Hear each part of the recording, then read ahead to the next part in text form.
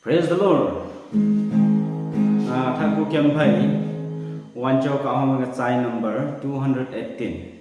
Ya ka mi ka kem phai nang ma yeso ngot noi he tai cha.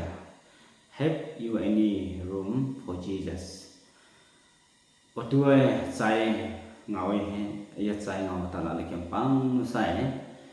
Yohan Yesu Krista han pangma mama mang sangma ngot noi zingang azongai le kuwe ongpu antole opange yesai atat koi pang sato mohiman kapai le kuwe ong kapai yesai ka homa ga chai le ngawai kem pang sai ne mde apai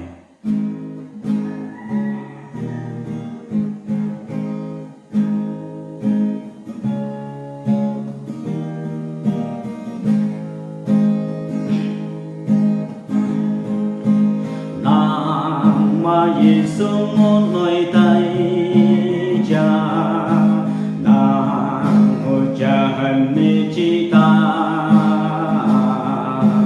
dong se le chi ye hong kya ma na ngi chi ma ma dan ko